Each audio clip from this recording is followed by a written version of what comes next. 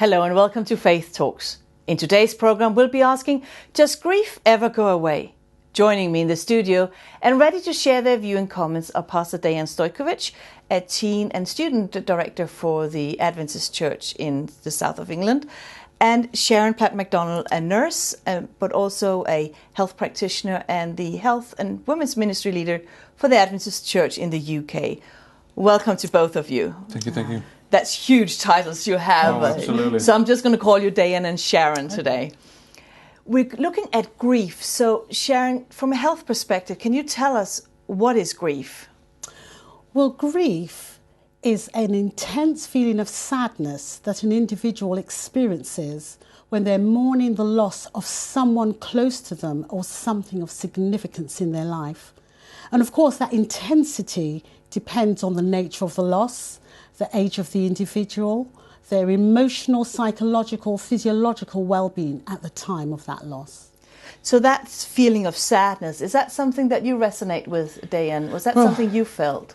I would not be able to put a definition for the grief in my life, as we just heard, because for me, grief is a feeling which I experience, and I'm sure many of viewers did experience as well.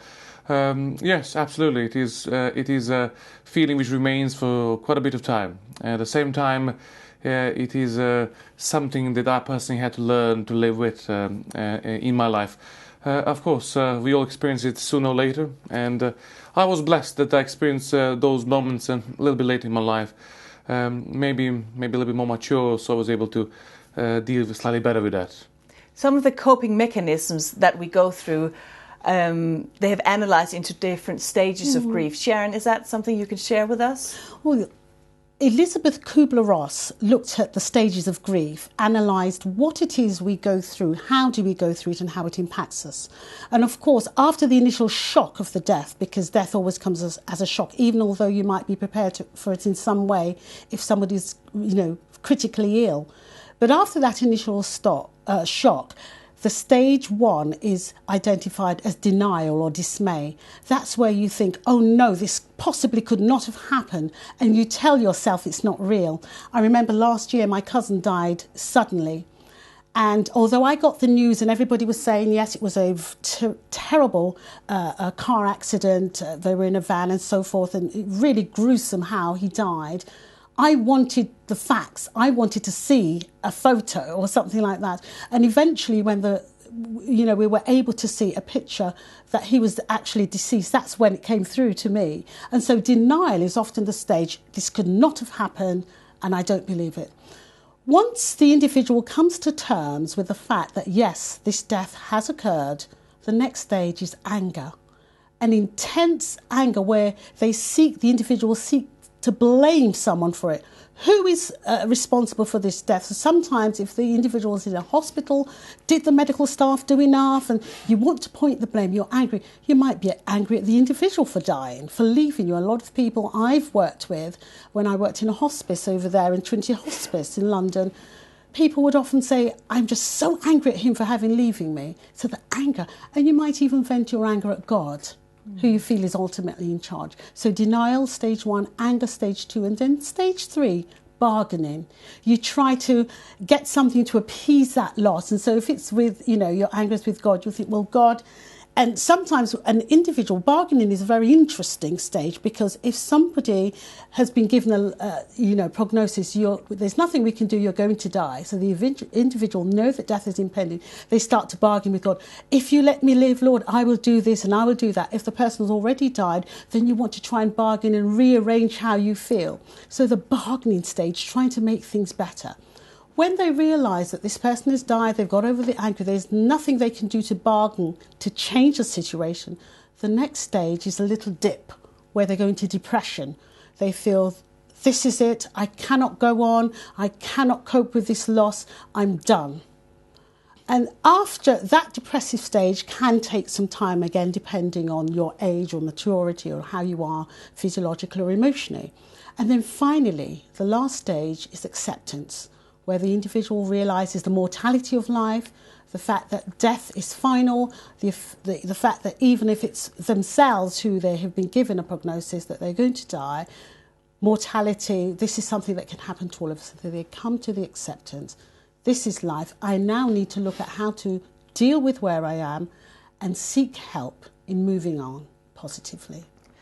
And I think it can be hard to move on, but let's go back and look at some of those stages and look at how that impacts somebody who is, I know, Dayan, you said you were happy that you experienced grief at a more mature stage, but you're still relatively young. So, how did it impact you when you lost? I know you lost your dad. It was very interesting because before that I did not have any experience, and I was not exposed to grief, or at least on this, not on this level. I think so when this happened to me, you see, I did not know that there's stages of the grief. I did not know that what I can expect and what is coming, and I was just taking it day by day, and certainly I was able to go through those days because there were some people in my life who actually said, listen, well, it's okay to feel that way. It's okay that you don't want to see too many people. It's okay.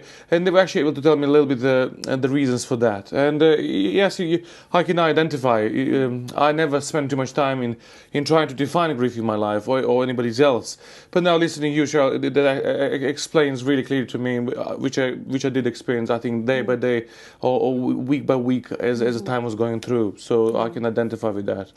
But I think also, one of the things that we need to mention is there is no time definition of this stage will take this long, the next stage will take, And wouldn't you find, both of you who've experienced grief, that the stages are not like you move from 1 to 2. They're kind of a little bit messy sometimes. Right. Absolutely. And you may fluctuate. One day you think I'm moving on, then something triggers a memory and you're back to anger again, or then you begin to feel a little bit depressed and then, a bit denied. Has this really happened? And so you can fluctuate towards the stage, but once you get out of the depressive stage, generally you move towards acceptance, and that can take a little while. And that's why in certain of the stages, like the anger and the depression, you might need some help to deal with that if that individual is embedded in that stage. The same words, I remember that very clearly. She was saying this, yes, my student dean at Newport College, I think it was Henrik Jorgensen. He said to me, "It is like a sea, like a wave. It comes in waves." And I remember this very clearly. Remembering this because at least I knew in these good moments, well, this is going to come back. You need to be a little bit stronger, and it's going to come a little bit better. And so these few words really were very helpful to me to know that actually it's okay. And I was a little bit worried in the beginning because I started forgetting things. And then he and a few others said to me, well, that's because of high stress and I was sleeping longer. And so few words, a few sentences which define what was going through at that stage really helped. And I'm sure your definitions will help many others to kind of see where they are and maybe potentially what might be coming in front of them. So what you're actually saying, Dayan, is that even though you didn't intellectually know all these stages backwards, you can actually say, well, I went through them. Yes, I did. And what was helpful for you was the community around you being able to help put words to what you were feeling. Yes, absolutely, because it is a very unknown area, and you don't even know how you're supposed to behave and what you're supposed to do, and and your mind and your body say, well, you don't need to eat food, and things like this. When you have close friends and community around yourself, they do care of you, about you, and they care. They make sure that in some ways they help, and they do help. Even though I wanted to reject everybody, even though they were very annoying and coming back into my life to make sure I'm doing all right. Very helpful, very helpful. And it was interesting that you said at one stage that you were worried about it. Yes. And that's because as a society, death is still a taboo. And we don't talk about death. Yes. And it is known that cultures who talk about death, it's like a table discussion, it's a family discussion every now and then. Yes. They're more prepared for death. So when it happens, you've got that community of helpers, people who support you, but you analyse your feelings a little bit more. You can never be totally prepared for it, but because it's not a taboo, you realise that you may feel anger. It's talked about. So that little bit of expecting something to happen, so that when you're not grappling with those feelings, you know that yes, it's okay to be angry, and yes, it's okay to feel I want to bargain with life a little bit. And so I think what was helpful for you was that individuals who came around you saying it's okay to feel like absolutely. that, and so forth. And you also mentioned the physiological things that happen when you're grieving, Absolutely. the stress and so forth. Because when you're in grief, your body responds to that because it's a psychological, emotional expression, and your stress hormones like your cortisol are raised at that time, and so your body responds to that extra stress hormone going around the body. So you may not want to eat, you may eat too much, you may sleep too much, and that's the body's way of saying, this is my defense mechanism, this is how I'm coping at the moment. And so feeling okay to sleep a little longer and to, maybe you feel I don't really want a meal at the moment. It's when it goes on for a very long time, knowing when you've ticked into the danger period. And that's when it continues to affect your activities of daily living. So you don't want to get out of bed. You don't want any meals at all.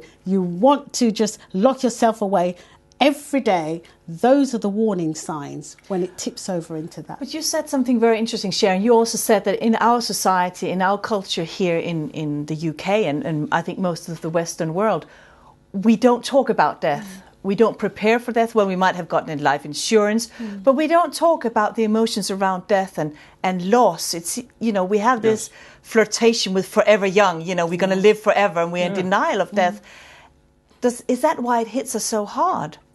No, the reason, I personally believe, and many might not be agreeing with me on this, but I believe that as a minister, I do believe that when God created us, that He did create us with the purpose of living forever. And the hope of Christianity and the hope of the Advent message is that one day when Jesus comes for the second time, He will give us eternal life.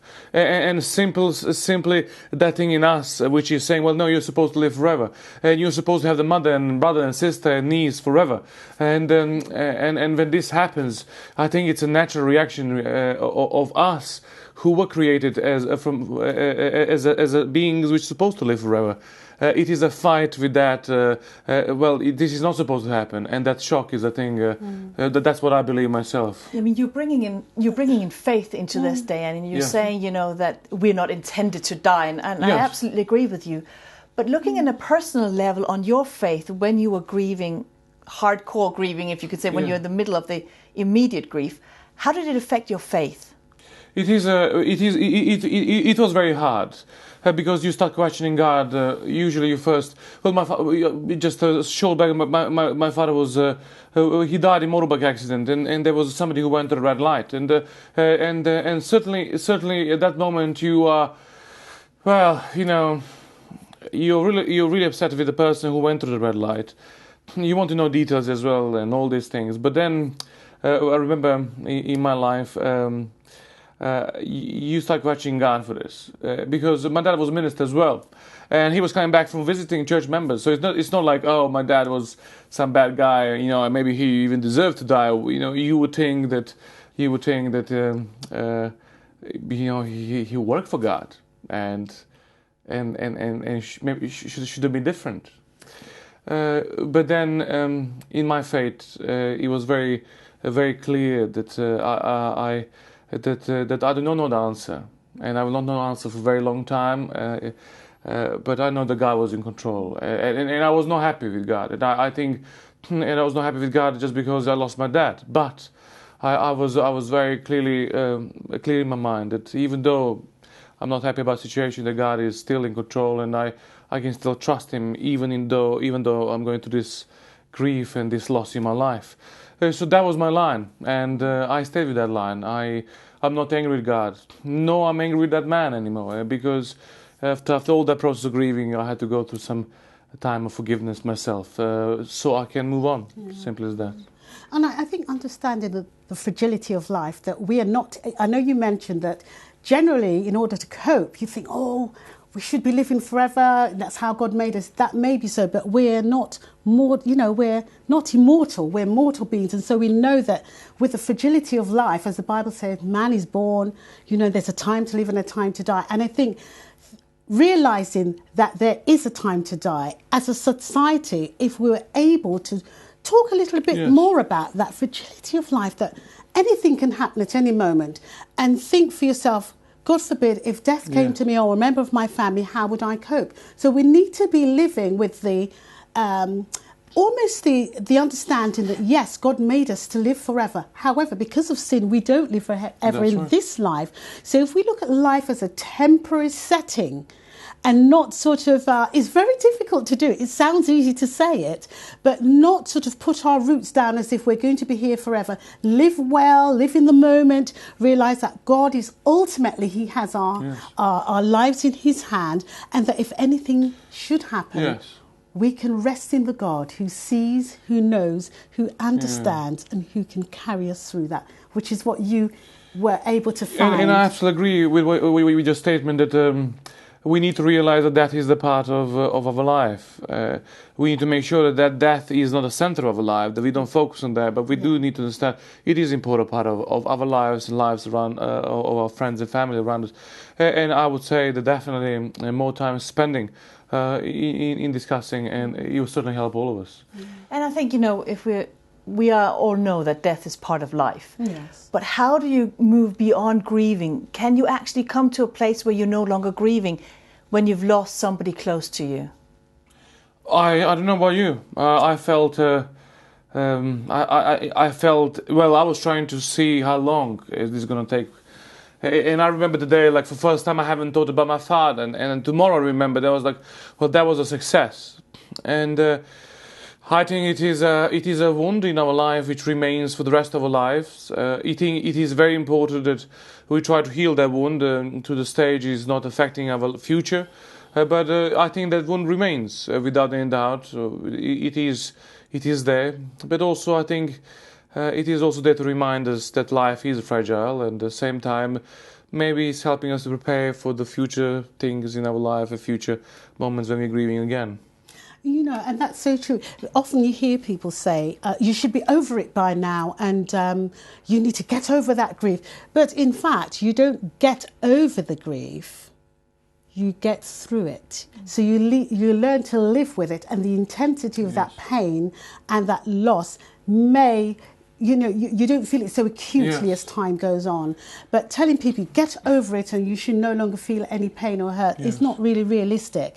It's about how you encourage that person, not put a time limit on it, and to support them through those stages, because that's very important, how you go through those stages as to how you will eventually come out as you go through this experience of loss. And for my mom and for my brother and for me, it was a very different journeys. I just recently saw my mom, and she had a very, very, very tough moment. Some things trigger, and she's really sad that Dad is not there.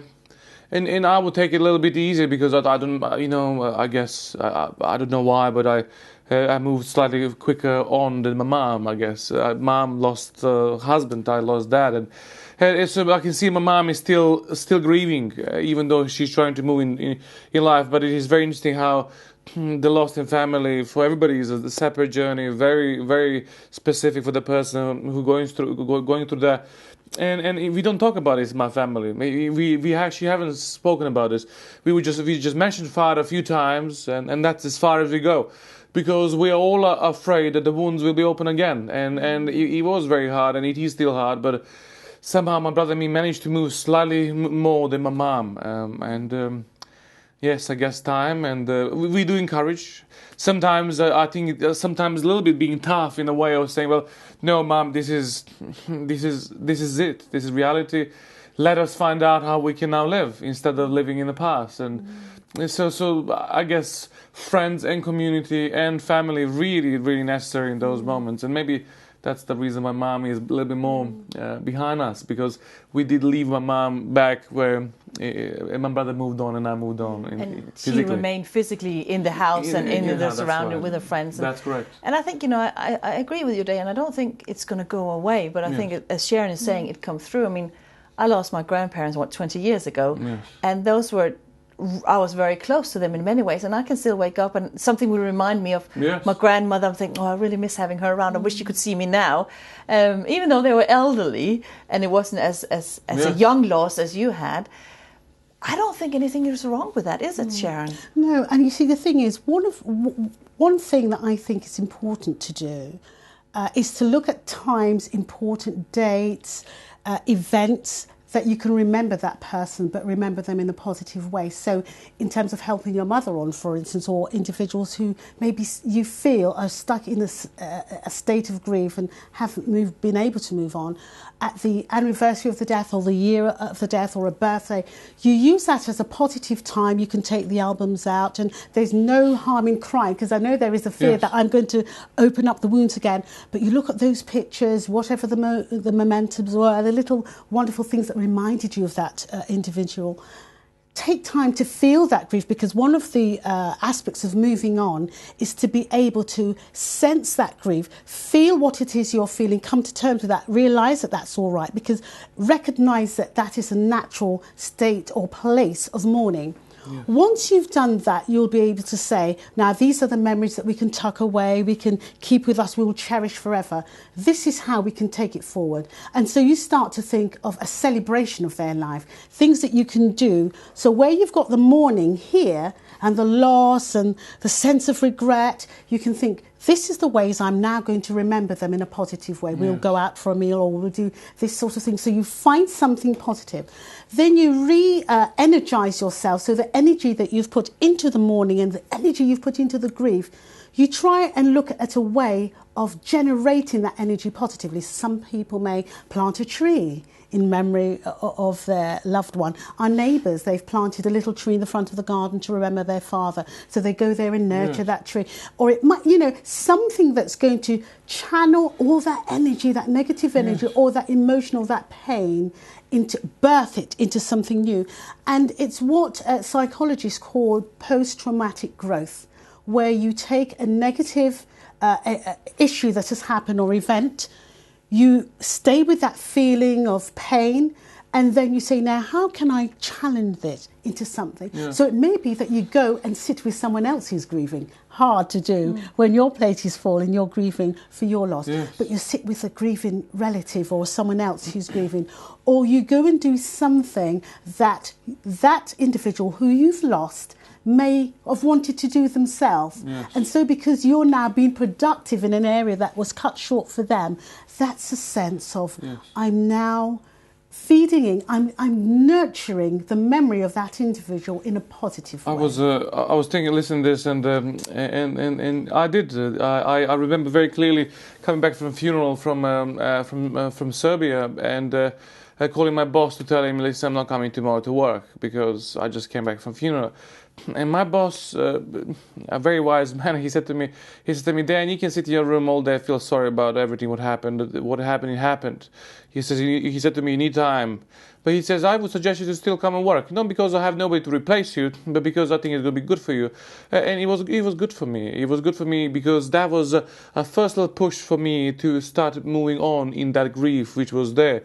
And then I remember, actually, as I was going through that process, my friends helping me and everything else, I remember very clearly that I determined. I took that very, very, very negative, very sad feelings and energy which I had, and I said, listen, you know what, I can fail my masters because of this, and I can say, well, that's because my dad died.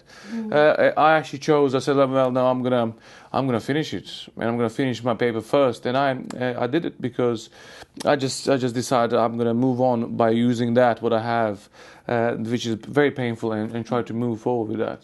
And I think so. You're both saying that there comes a time when you need a little bit of help, also from the community, from friends around, to get you moving on out of the rut in a way. Yeah.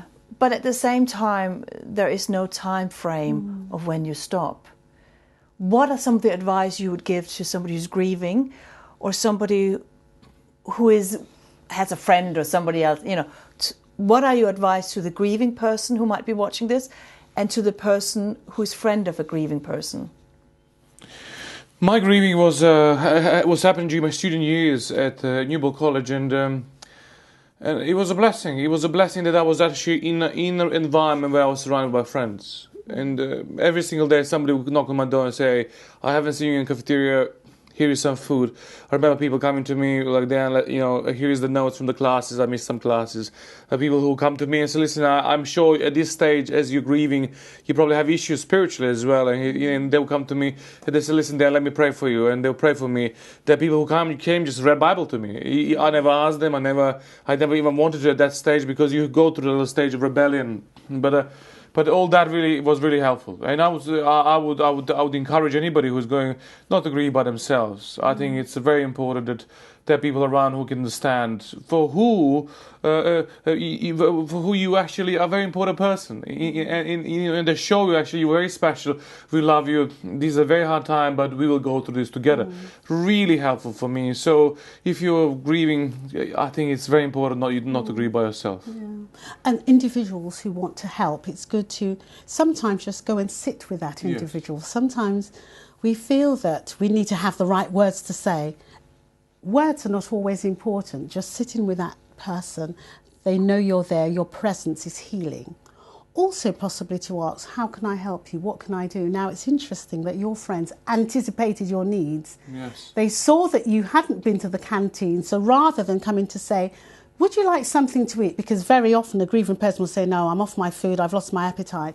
But the fact they brought the food, sometimes that reminds you, oh, I am hungry, after all, I'll have a little bit. Or they realised you weren't in the classroom. Yes. So rather than saying, shall I take notes for you? Sometimes it's important to anticipate a need, because an individual who's really in the throes of intense grief may not know what they want at that stage. And so they brought you the notes. Yes. So that's fantastic. So anticipation of that person's need, but also to look for danger signs of when this is getting beyond the boundaries of what we consider the norm. So for instance, if they missed you in the canteen for a day or two, if it was 3 or 4 days, alarm bells are ringing, or if they hadn't seen you for a whole 24-hour period, for instance.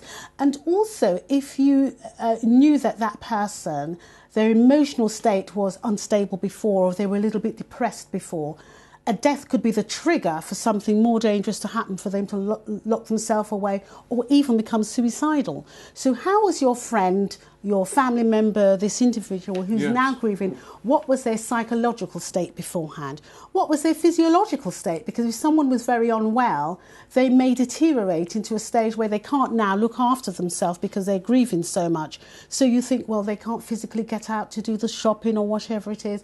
So anticipate, how is this person before the grief or the death? How are they now? And then that will give you a little bit of a sort of guideline, a map to sort of plot the journey forward with them, so you know what their needs might be. Yes. So a lot of anticipation there, and being sensitive to people's needs. So I want to say thank you to both of you for sharing so openly and with both practical and experiential advice to share with us today. And why not add your voice to the debate by joining us on our Facebook page at Faith Talks. We'd love to hear from you. Thanks for watching, and we'll see you again next time.